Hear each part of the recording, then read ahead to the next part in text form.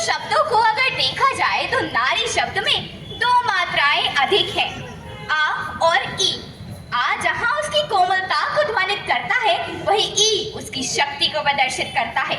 इन दोनों विरोधाभासी गुणों से युक्त नारी प्रकृति की एक अनमोल रचना है। एक तरफ वह कोमल लांगी है तो दूसरी तरफ शक्ति स्वरूपा। वास्तव में नारी शक्ति का ही दूसरा नाम है। नारी सिर्फ 5 तत्व पृथ्वी, पावन, तेज, नभ, जल से बना शरीर नहीं, लेकिन उसमें 5 तत्वों की विशेषताएं शक्तियों के रूप में समाई है। सदियों से महिलाएं इतिहास की मूक वास्तुकार रही हैं। उनके योगदान को अक्सर नजरअंदाज कर दिया जाता है और उनकी आवाजों को या तो दबाया जाता है या अनसुना ही कर दिया जाता है।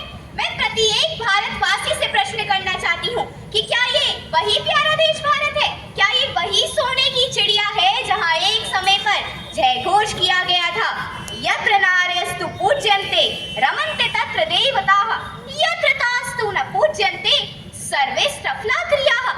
परंतु आज तो कितना पाखंडी बन गया ये संसार हमारा, जहाँ सरस्वती माँ को ज्ञान वर्धनी मानकर पूजित किया जाता है, वहीं घर घर में बेटी और बेटे के बीच भेदभाव देखा जाता है।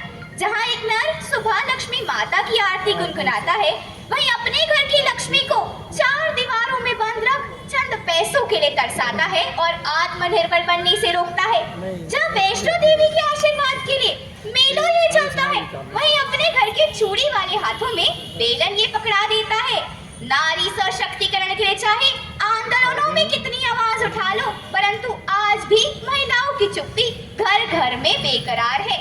नारी सशक्तिकरण सिर्फ एक विचार नहीं, ये समाज की जरूरत है, ये परिवर्तन की आवाज है, ये एक ऐसी जंग है, ये ऐसी लड़ाई है जिसे हर महिला को स्वयं ही लड़नी होगी।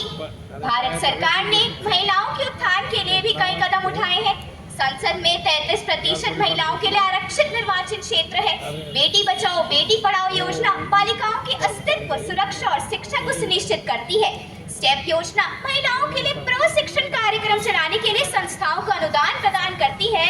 और इतना ही नहीं, भारत के प्रत्येक राज्य में प्रभावित महिलाओं को आपातकालीन सहायता प्रदान करने के लिए टोल फ्री नंबर 181 के साथ 24 घंटे 7 दिन हेल्पलाइन भी संचालित की जाती है। परंतु बात तो घूमकर यही आ जाती है कि ये सारा मनोवृत्ति का खेल है।